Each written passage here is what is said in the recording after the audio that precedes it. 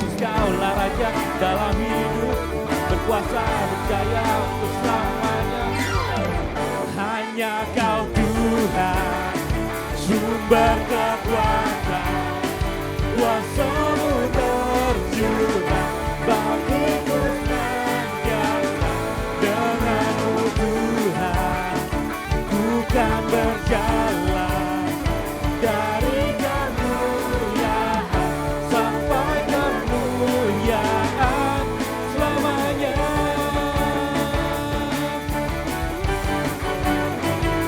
Selamanya. Katakan, selamanya. Beri sorak-sorai buat Tuhan kita.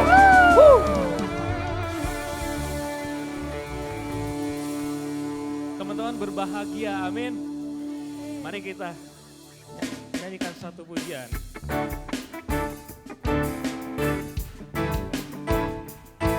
Mari kita bernyanyi, serukan nama Yesus. Mari kita memuji Yesus. Ku bahagia, yakin teguh, Yesus abadi, kepunyaanku. Aku warisnya, ku ditebus, ciptaan baru. Roh, nyatakan, ku berbahagia. Ku berbahagia, yakin teguh, Yesus abadi, kepunyaanku. Siapa yang jadi warisnya? Aku warisnya, ku ditebus, ciptaan baru. Roh Kudus. Mari serukan. Aku bernyanyi, bahagia, memuji Yesus selamanya. Aku bernyanyi, bahagia, memuji Yesus selamanya. Amin. Mari sama-sama katakan, ku berbahagia, yakin teguh, Yesus abadi. Kepunyaan siapa? Kepunyaanku. Aku warisnya, ku ditebus, ciptaan baru. Roh Kudus. Sama-sama nyanyikan. Aku bernyanyi, bahagia, memuji Yesus selamanya. Aku bernyanyi, bahagia,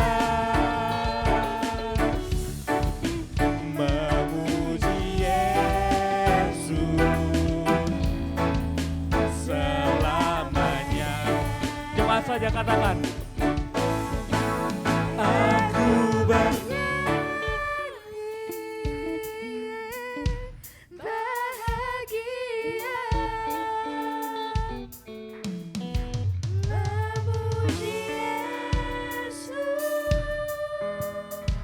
selamanya. Aku bernyanyi bahagia Memuji Yesus selamanya. Mari sama-sama katakan. Aku bernyanyi, hey, bahagia memuji Yesus selamanya. Aku bernyanyi bahagia memuji Yesus selamanya. Memuji Yesus selamanya. Memuji Yesus selamanya. Beri sorak-sorai buat Tuhan kita. Teman-teman dipersilakan duduk kembali. Mari siapkan hati kita untuk mendengarkan firman Tuhan. Mari kita angkat satu pujian.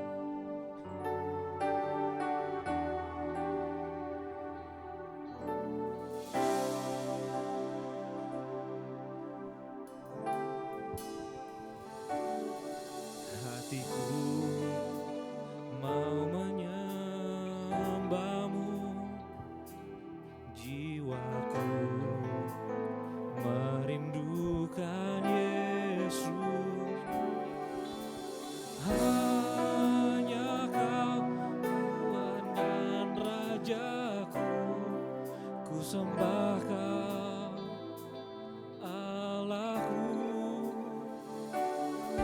Ku rindu melayanimu, ku suka senangkanmu Yesus. Hanya Kau kuat dan harapku, ku sembah Kau selamanya. Ku sembah Kau Yesus, ku sembah Kau segenap hatiku dan kekuatanku. Ku rindu menyembahmu, ku sembah Kau Yesus, ku sembah Kau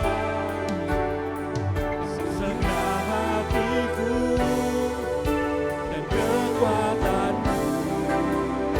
Ku rindu menyembahmu Yesus. Sama-sama katakan. Hatiku mau menyembahmu, jiwaku merindukan Yesus. Hanya Kau Tuhan dan Rajaku, ku sembah Kau Rabbku. Ku rindu melayanimu, ku suka senangkanmu Yesus. Hanya Kau kuat dan harapku, sembahkan. Aku undang untuk teman-teman untuk bangkit berdiri. Katakan, ku sembahkan Yesus, ku sembahkan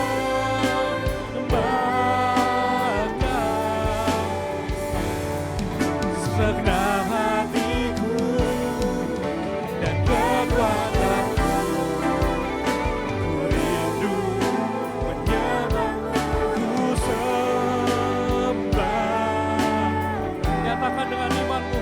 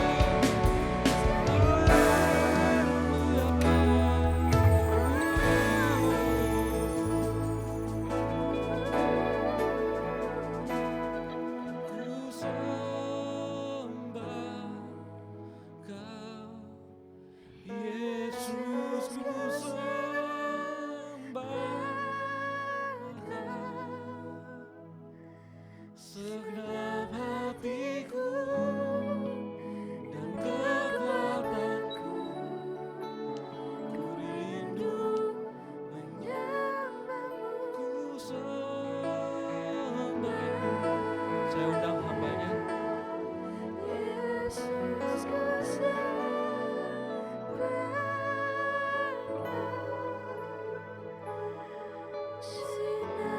hatiku, Engkau kuatku, ku rindu menyembahmu Yesus, ku rindu menyembahmu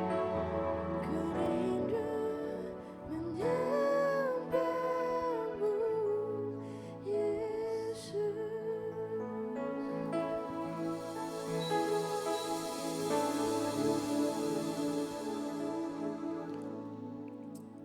Terima kasih Tuhan, Kau beri setiap kami kesempatan untuk berkumpul bersama. Kami dapat memuji besarkan nama-Mu, memuji Engkau bersama-sama. Sebentar Tuhan, kami mau dengar pesan-Mu. Mampukan kami ya Tuhan, sebab kami bukan apa-apa tanpa Engkau. Kami bukan apa-apa tanpa kuasa Roh Kudus. Setiap kami, baik hamba-Mu yang menyampaikan pesan-Mu, baik setiap kami yang hadir, Tuhan tolong kami, buat kami mengerti, buat kami dapat sesuatu malam ini. Kami tidak datang hanya untuk rutinitas setiap malam minggu, tapi kami mau mendapat sesuatu dari ketika kami datang. Kami mau kami semakin bertumbuh dalam Engkau. Terima kasih Tuhan, kami mau duduk diam, pasang telinga, Tuhan berbicaralah buat kami. Dalam nama Tuhan Yesus, haleluya. Amin, amin, amin.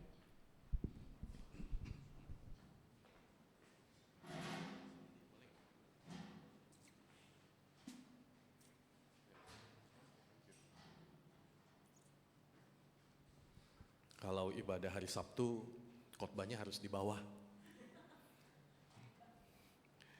Kalau di atas katanya nggak hits dengan ibadah hari malam minggu. Oke, teman-teman, banyak yang hari ini izin ya. Tadi ada yang sakit, tadi ada yang pergi, tadi ada yang beberapa izin. Tapi seberapapun kita, itu tidak mempengaruhi cara kita melayani Tuhan. Cara kita dengar firman Tuhan, cara kita memimpin pujian, cara kita bermain musik, itu nggak ada pengaruhnya. Karena mau berapapun orangnya, pelayanan kita kualitasnya harus sama. Amin? Oke. Saya mau cerita, kalau cuma segini mah banyak. Saya dulu pernah kebaktian, waktu saya remaja saya pernah kebaktian, yang datang cuma berdua loh. Berdua. Yang khotbah, saya masih ingat, yang khotbah itu pembina rohani saya, pembina remaja, saya masih ingat namanya Om Ipin. Yusuf tapi kami panggilnya Om Ipin. Upin dan Ipin gitu ya, kami panggil dia Om Ipin. Orang keduanya saya, jadi cuma dua hadap-hadapan. Itu sepanjang kebaktian tuh tegang banget saya, tegang banget. Tegangnya bukan karena diliatin sama dia, tegangnya kenapa coba? Tegangnya kenapa? Yang buat saya tegang waktu itu, kolektor gue pasti ketahuan berapa. Karena cuma satu orang doang. Kolektornya, WL dia, kolektor dia, bawa firman dia juga. Kan yang kolektor cuma gue doang sendirian. Pasti yang bikin gue tegang, wah pasti gue ketahuan nih kolektor gue berapa. Kalau ini gak ketahuan. Oke, teman-teman, malam ini saya mau bawa satu firman Tuhan. Ini judulnya artinya bukan kekuatan dari lingkaran gitu ya.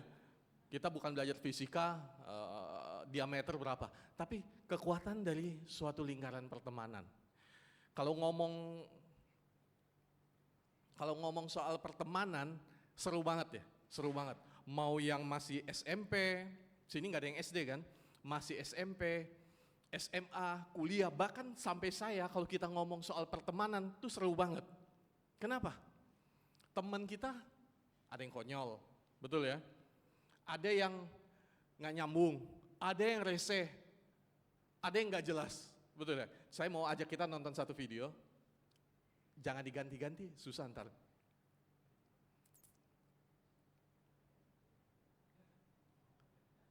Di play coba bisa? Di play?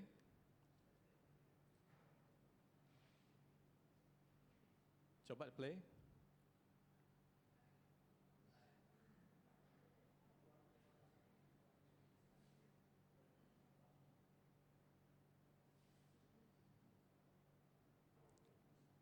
Coba bisa di play video itu.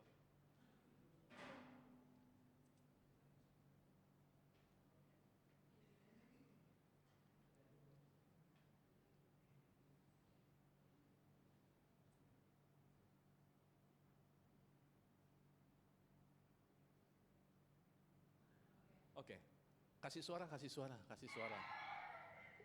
Kita ulang ya, kita ulang. Ulang, bentar.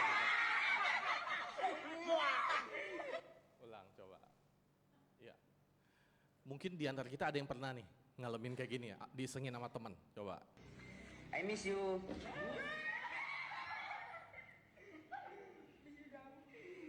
Muah. Kan kadang kita juga diisengin kan, apalagi kalau misalnya lagi telepon pacar di depan teman-teman, wah pasti diisengin. Pacar itu teman-teman tuh kadang ada yang kayak gini modelnya, tapi ada juga yang modelnya kayak gini nih. Duh, sahabat sejati. Ada juga yang model kayak gini. Duh, kasihan celananya basah, sendalnya jatuh, mau ditolong.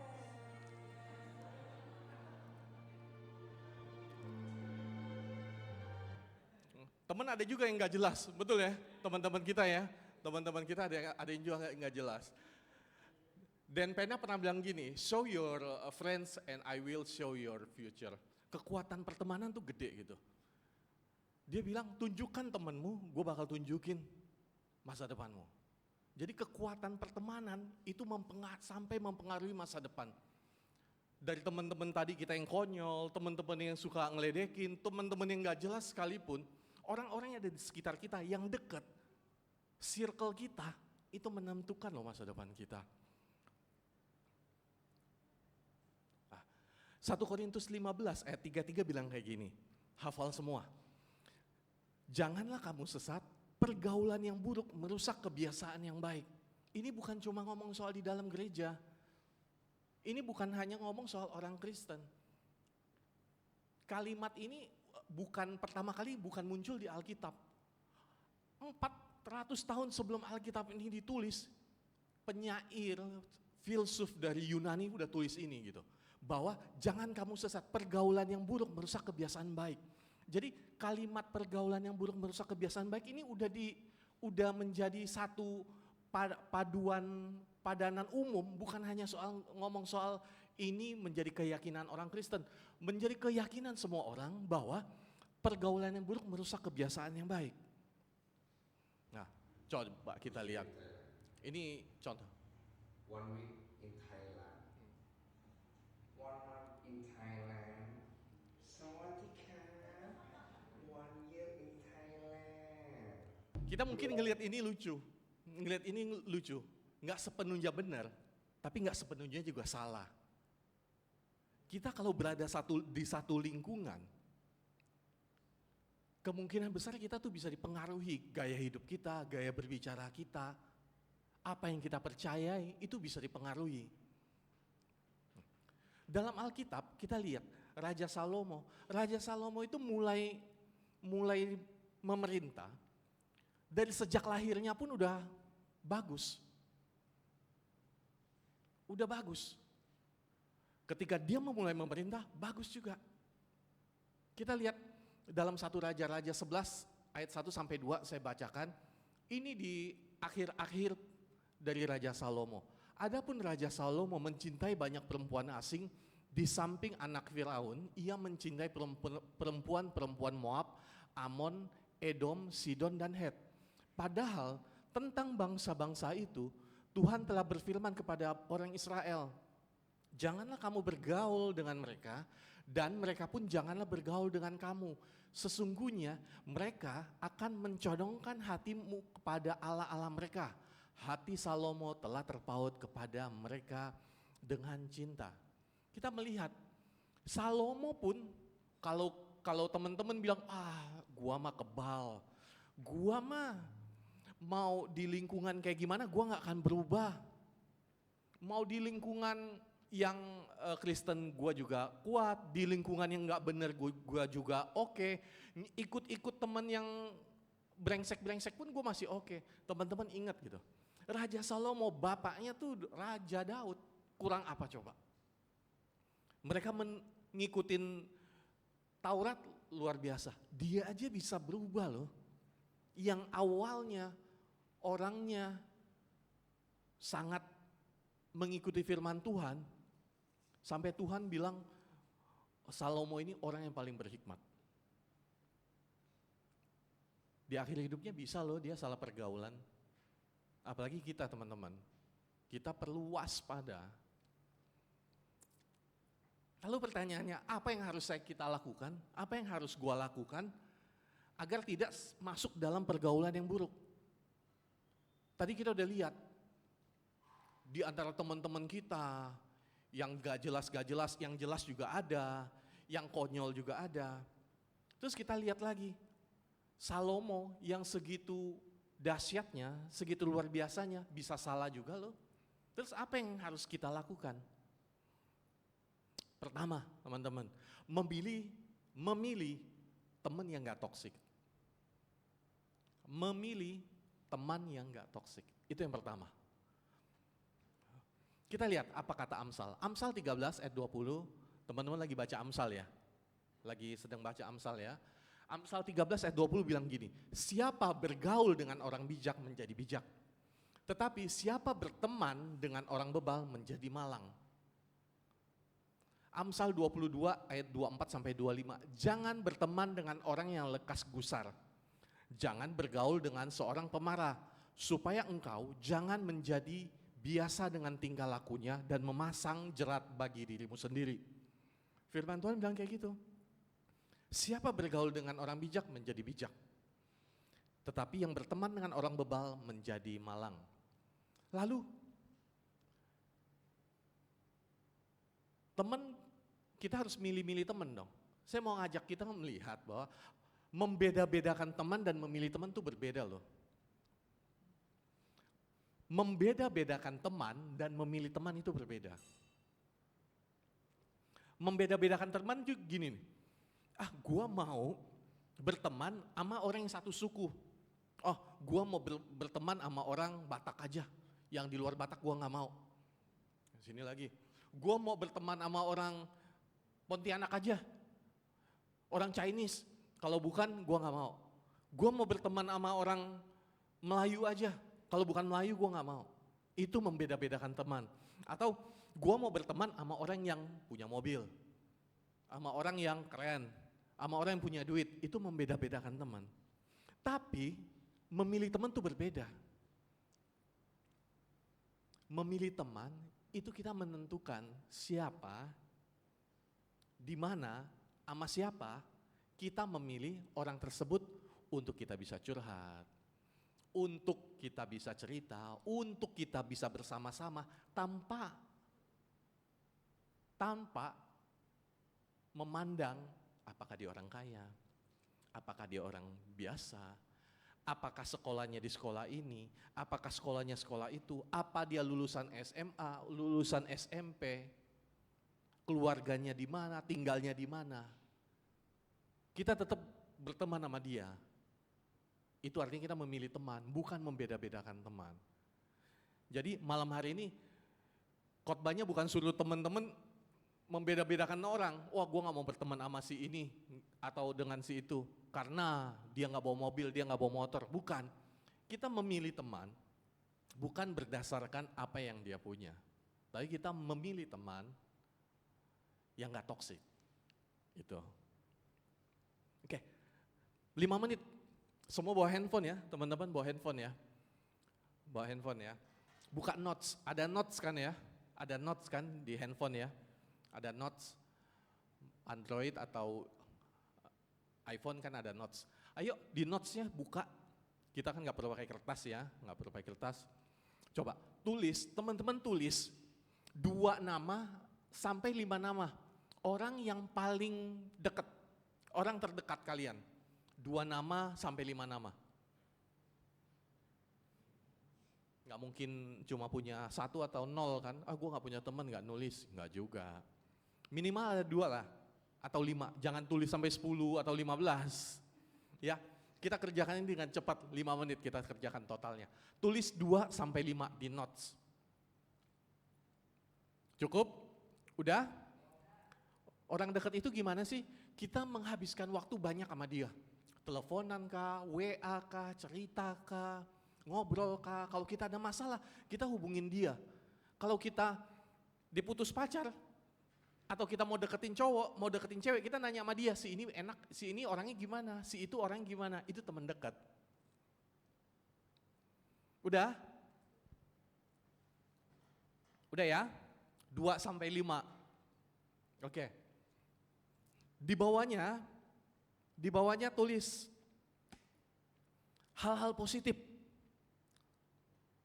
Hal-hal positif dari 2 sampai 5 orang tersebut. Hal-hal positifnya. Orangnya sabar. Orangnya bijaksana. Kalau gua curhat, dia bisa kasih advice yang benar. Silakan tulis sebanyak-banyaknya.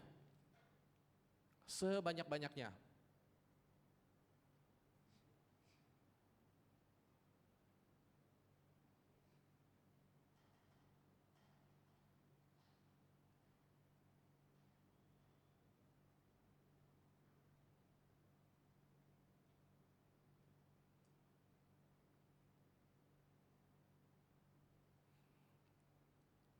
Sebanyak-banyaknya.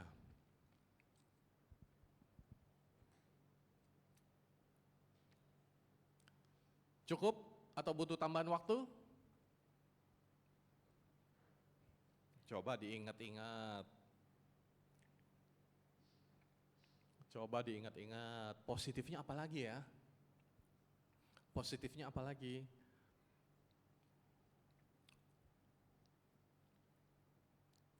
Cukup? Cukup?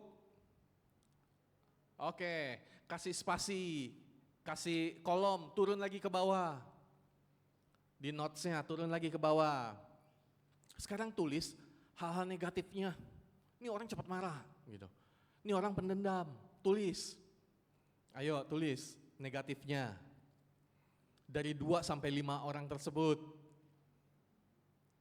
Suka bohong. Gombal, misalnya. Nggak tepat janji, tukang ngaret, misalnya. Omdo, boleh. Apa? Kepo juga boleh. Posesif juga boleh. Nggak peka, boleh juga. Kayaknya curhat ya. Ayo, kita kasih waktu yang sama ya.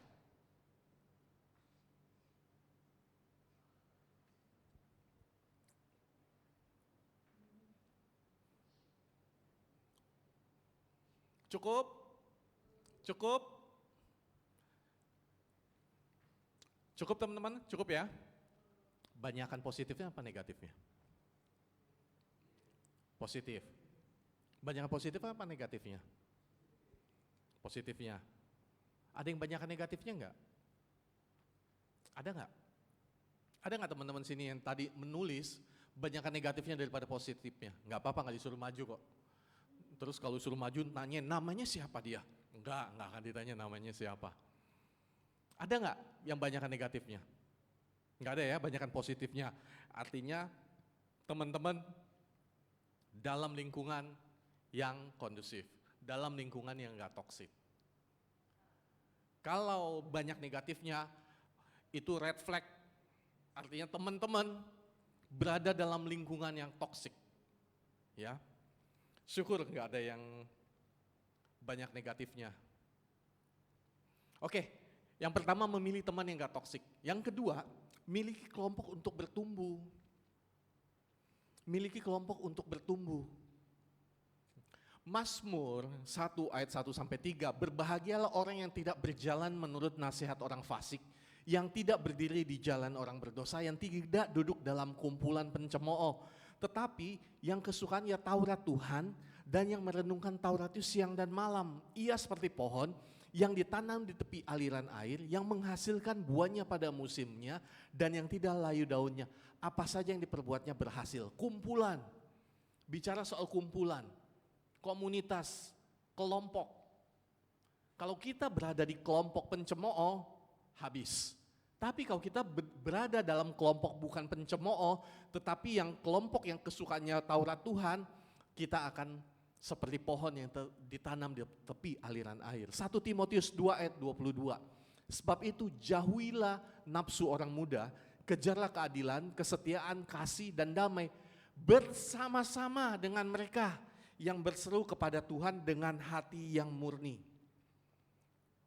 Bicara soal kelompok, bukan bicara soal perorangan. Kenapa? Firman Tuhan bilang kan, besi menajamkan besi. Artinya kalau kita mau bertumbuh itu nggak bisa sendiri. Butuh kelompok, butuh orang lain. Untuk menajamkan pisau, teman-teman pernah kan lihat mamanya atau kakaknya najemin pisau itu gimana? Kan diasah, pakai apa? Pakai batu dan sebagainya. Butuh orang lain, butuh sarana untuk membuat kita lebih tajam. Begitu juga kehidupan kita. Kehidupan kita lebih tajam, kita butuh orang lain. Kita butuh kelompok, kita butuh komunitas di mana kita bisa bertumbuh. Komunitas juga bukan komunitas sembarangan. Berkumpul dan bertumbuh hal yang berbeda. Betul ya teman-teman ya? Kumpul-kumpul yang gak benar, yang gak jelas juga banyak. Nah, contohnya.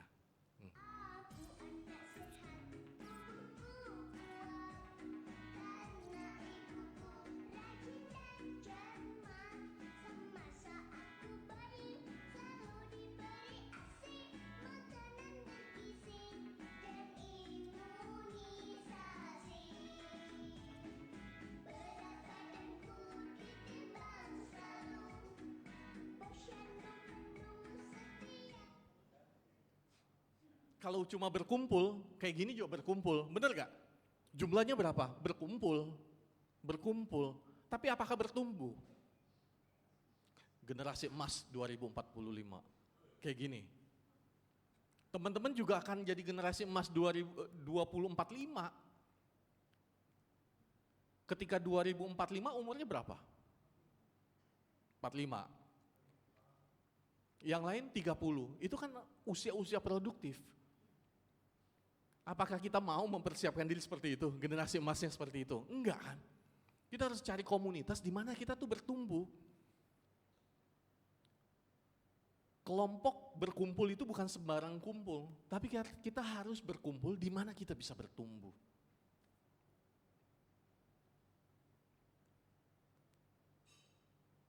Kita ngelihat kayak gini miris ya, tapi kadang-kadang teman-teman, kita nggak nyangka juga loh, kadang kita memang ada dalam komunitas seperti itu. Mungkin dalam konteks yang berbeda. Gitu. Jadi kenali komunitas kita, coba ingat-ingat lagi, kenali lagi. Kita tempat berkumpul kita udah buat kita bertumbuh belum? Ketiga, komitmen dan integritas. Gimana supaya kita nggak masuk dalam pergaulan yang buruk? Komitmen dan integritas. Kita lihat dalam 1 Samuel 3 ayat 19, teman-teman tahu ya cerita Samuel ya, gimana dia tinggal di rumah Imam Eli, di mana anaknya Imam Eli ini brengsek, Hofni dan Pinehas. Ini tuh orang brengsek. Dia nggak bisa memilih, si Samuel ini nggak bisa memilih, gue kabur, gue pergi, gue nggak mau dalam komunitas ini. Ada kalanya teman-teman, kita tuh nggak bisa keluar dari dalam komunitas yang toksik. Samuel ini masuk dalam komunitas yang toksik, di mana orang yang harus jadi contoh buat dia, Hofni dan Pinehas, yang merupakan anak imam, anak pendeta besar, bukannya ngasih contoh, malah brengsek. Sedangkan si Samuel ini, orang yang dititipkan, bujang dititipkan, harusnya yang jadi tuan rumah anak pendetanya jadi contoh, betul gak? Harusnya anak pendetanya jadi contoh. Tapi dalam cerita Samuel, teman-teman kita baca, Hofni dan Pinehas itu brengsek banget. Bukan jadi contoh, malah dia yang ngerusak orang-orang di sekitarnya. Tapi Samuel, walaupun dia dalam komunitas toksik, orang-orang yang harus jadi teladan buat dia, nggak jadi teladan, dia bisa loh tetap bertumbuh. Kenapa? Dia ada komitmen dan integritas. Kita baca 1 Samuel 3 ayat 19. Dan Samuel makin besar dan Tuhan menyertai dia dan tidak ada satupun dari firman-Nya itu dibiarkannya gugur. Dia punya komitmen. Komitmennya walaupun orang-orang sekitarnya nggak benar, dia tetap benar. Dia punya integritas. Walaupun orang-orang di sekitarnya melakukan hal yang nggak benar, dia tetap melakukan hal yang benar. Dia berkomitmen, firman Tuhan gak dibiarkan satupun gugur. Jadi teman-teman, kita nggak bisa buat alasan, hidup gua berantakan, hidup gua nggak bener karena lingkungan gua, karena orang-orang sekitar gua, karena anak pendetanya, karena kakak gua, karena abang gua. Enggak, Samuel juga berada dalam lingkungan yang toksik. Tapi dia survive loh. Tapi dia tetap bertahan. Kenapa? Dia ada komitmen dan ada integritas. Yang kedua, contoh kedua, Yusuf. Kita tahu cerita Yusuf ya. Cerita Yusuf tahu. Satu kali dalam Kejadian 39 ayat 11 sampai 12, pada suatu hari masuklah Yusuf ke dalam rumah untuk melakukan pekerjaannya. Sedang dari seisi rumah itu dari seisi rumah itu seorang pun tidak ada di rumah. Lalu perempuan itu memegang baju Yusuf sambil berkata, marilah tidur dengan aku. Tetapi Yusuf meninggalkan bajunya di tangan perempuan itu dan lari keluar. Perempuan itu istrinya Potifar. Kita lihat Yusuf di lingkungan toksik juga. Dia bukan di lingkungan Israel. Kita kalau lihat cerita Yusuf, dia bukan di lingkungan orang percaya. Nggak ada orang percaya. Ketika sesudah Yusuf dijual ke Mesir, lingkungannya bukan Kristen. Lingkungannya bukan orang Israel. Lingkungannya bukan penyembah Allah yang Esa. Bukan. Tapi dia berada dalam lingkungan orang Mesir. Di istana, di tempat Potifar juga kayak gitu. Alkitab nggak tulis ada komunitas orang Israel di sana. Enggak. Tapi dia bertahan loh. Dia bertahan. Kenapa? Dia punya komitmen dan integritas. Kita lihat suatu kali ketika dia dipaksa oleh istri Potifar, dia nggak mau loh. Dia nggak mau. Karena ada integritas dan komitmen. Jangan kebalikan. Malah kita yang cari-cari kesempatan. Miliki komitmen dan integritas.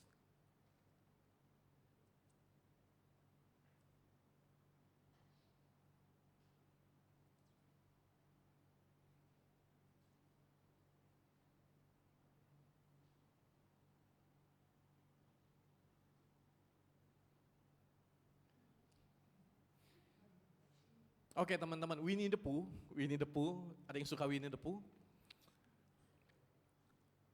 Winnie the Pooh pernah bilang begini, seorang teman itu merupakan satu hal manis, sesuatu yang manis yang bisa kita miliki. Dan satu hal terbaik yang bisa kita lakukan itu menjadi seorang teman. Kita juga harus berpikir, jangan kita mengharapkan teman-teman kita menjadi teman-teman terbaik buat kita. Tapi apakah kita sudah menjadi teman-teman yang baik? Teman yang gak toksik, teman yang bisa membawa orang bertumbuh, teman yang punya komitmen dan integritas. Thank you. Tuhan memberkati kita. Semoga setiap kita malam ini kita bisa merefresh, kita ingat-ingat lagi. Kita udah di circle yang benar gak sih? Gitu. Orang-orang terdekat kita udah orang-orang yang gak toksik. Kita punya komunitas bertumbuh. Dalam kita bergaul, kita punya komitmen dan integritas gak sih? Kalau kita punya ketiga hal itu, saya percaya kita akan masuk dalam pergaulan yang baik, dan kebiasaan-kebiasaan kita yang baik, karakter-karakter yang kita yang baik gak bakal hilang. Tapi sebaliknya, kalau teman-teman kita, orang-orang terdekat kita, yang dari 2 sampai 5 itu banyak negatifnya, udah waktunya kita mikir. Kemudian kita gak punya tempat untuk kita bertumbuh. Kita males ikut komsel, kita males ikut oikos, kita males ngapa-ngapain, maunya sendiri, kita gak ada tempat untuk bertumbuh. Hati-hati teman-teman, hati-hati, bahaya. Kemudian selama ini mungkin integritas dan komitmen kita masih naik turun. Itu bahaya untuk masa depan kita. Di slide awal saya tulis tadi, tunjukkan temanmu dan orang bisa menunjukkan masa depan kita seperti apa. Tuhan memberkati kita tundukkan kepala berdoa.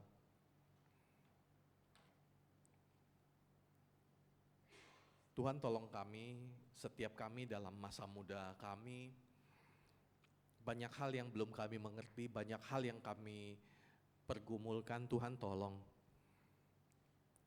jaga kami, bawa kami ke jalan yang benar, bawa kami ke dalam lingkungan yang benar, pertemukan kami dengan teman-teman yang tepat, lingkungan yang tepat, komunitas yang tepat, sehingga kami dapat bertumbuh dengan baik. Jauhkan kami dari godaan-godaan yang membuat kami makin hari makin jauh dari Tuhan. Tapi bawa kami Tuhan, tarik kami, tuntun kami, bawa kami semakin hari semakin dekat. Berikan kami hati yang teguh sehingga kami punya komitmen, kami punya integritas untuk terus berjalan. Makin lama, makin serupa dengan Tuhan. Terima kasih Tuhan, ajar kami, tuntun kami, dan jangan pernah lepaskan setiap kami. Terima kasih dalam nama Tuhan Yesus, haleluya, amin. Amin. Oke, thank you Ko Kinoto atas pemberitaan firman-Nya. Siapa yang terberkati boleh lambaikan tangan. Oke, pokoknya intinya kita harus cari teman yang benar ya, sama cari komunitas yang baik, oke? Oke, tiba saatnya kita untuk memberikan persembahan. Saya undang Kak Elsa untuk doa persembahan.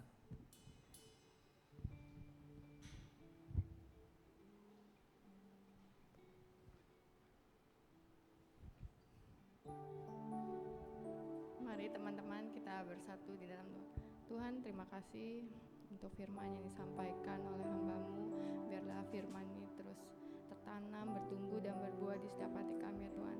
Dan Tuhan, kami juga tertegur oleh firman-Mu ya Tuhan. Biarlah kami bisa memilih teman yang terbaik ya Tuhan, dan berada di komunitas yang terbaik ya Tuhan. Tuhan, sebentar juga kami akan memberi persembahan terbaik kami ya Tuhan. Kiranya Tuhan memberkati setiap tangan-tangannya memberi, dan biarlah persembahan ini juga bisa menjadi berkat bagi gereja ini dan memperluas kerajaan-Mu. Terima kasih Tuhan Yesus, kami telah berdoa dan mengucap syukur, haleluya, amin. Oke, silakan.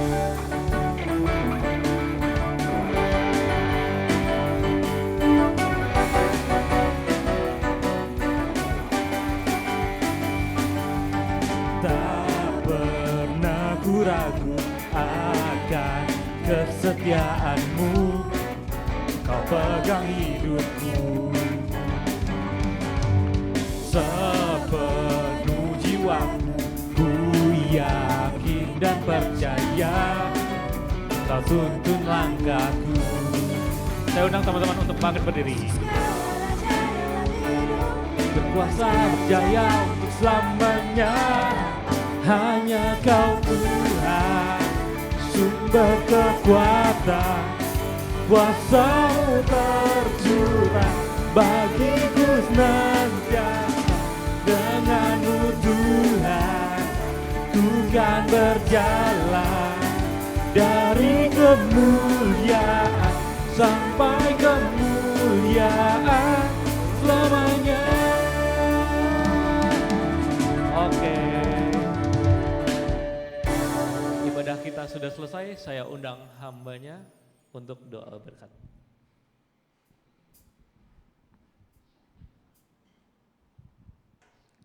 Terima kasih untuk yang pelayanan yang melayani pada hari ini. Terima kasih untuk pelayanannya. Tuhan memberkati kita semua. Mari kita semua kita tundukkan kepala, kita usaikan ibadah kita pada malam hari ini. Terima kasih Tuhan untuk penyertaan Tuhan dalam ibadah kami pada malam hari ini. Sebentar kami mau pulang, kiranya berkat Tuhan turun atas setiap kami. Mari jemaat Tuhan, angkatlah tanganmu, terimalah berkat dari Tuhan.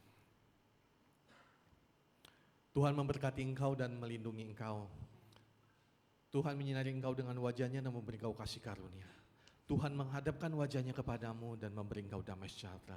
Terimalah perlindungan dari Allah Bapa, kasih karunia dari Tuhan Yesus. Penyertaan, tuntunan, bimbingan dari Allah Roh Kudus akan menyertai hidup kita mulai saat ini sampai selama-lamanya. Terimalah berkat ini dalam nama Allah Bapa, Anak dan Roh Kudus, dalam nama Tuhan Yesus. Haleluya. Amin. Amin, amin. Tuhan memberkati kita semua.